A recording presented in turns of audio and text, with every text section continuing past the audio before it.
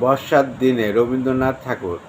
এমন দিনে তারে বলা যায়, এমন ঘর ঘর বর্ষায়, এমন মেঘ স্বরে বাদল ঝরে ঝরে, তপনহীন ঘন তমসায় সে কথা শুনবে না কেউ আর। নিভৃত নির্জন চারিধারি, দুজনে মুখোমুখি গভীর দুঃখে দুঃখী। আকাশে জল ঝরে আনিবার জগতে কেউ যেন নাই আর। সমাজ সংসার মিশে, সব মিশে এই জীবনের কলরব। কেবল আঁখি দিয়ে আঁখি সুধা দিয়ে, হৃদয় দিয়ে হৃদয় অনুভব আধারে মিশে গেছে আর সব।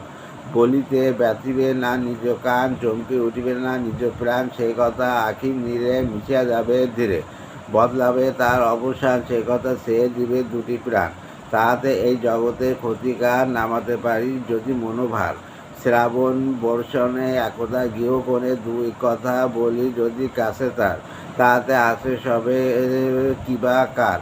আছে তো তার পরে 12 মাস, উঠিবে কত কথা কত হাস, হাসিবে কত লোক কত না দুঃখ শোক, সে কথা কোনখানে পাবে না। জগৎ চলে যাবে 12 মাস। ব্যাকুল বেগে আরজি রয়ে ভাই, বিজলি থেকে থেকে চমকাইস, যে কথা এই জীবনে রইয়া গেল মনে, সে কথা আজই যেন বলা যায় এমন ঘন ঘর বর্ষায়। কাব্যগ্রন্থ সঞ্চিত। ধন্যবাদ।